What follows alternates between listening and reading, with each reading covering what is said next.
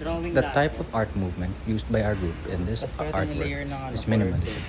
And due to the fact that we have only limited time to meet, this was the only available option we have in using markers and colored paper. The reason we made this artwork is to show how nature can persevere even in an urban environment where there are no trees, grass, or even flowers around. But still nature will persevere.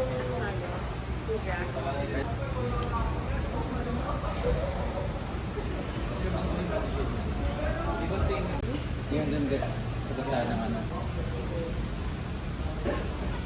Ito yung isip, yung mga building ng city sa tadaan. Hindi ko alam sa inyo kung gusto pa dagdagan, pwede naman. Teka, itaas ka natin. Ganon. Tingnan natin. Let's see. Okay. Para at least mukhang okay. Okay. Our minimalist artwork using a t-shirt, card paper, and markers.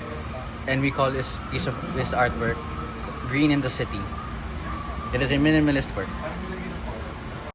So, the question that I chose to answer is the question, what personal emotion or message were you trying to express through the work? So, we wanted to show that even in a place dominated by buildings or concrete, nature still finds space to exist. The plant in the center represents life and balance, reminding us that urban areas and nature can still coexist.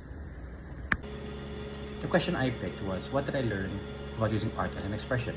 Well, sometimes art doesn't need to be complex or big. Art can be sometimes utilized by using simple shapes.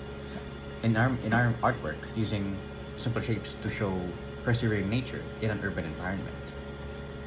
Okay, so my question is, in what ways did this process deepen our understanding of both the movement and ourselves? So this process helped us understand minimalism more deeply because it is not about having less meaning but expressing more through simplicity. That is why we have shown one plant that shows hope and resistance.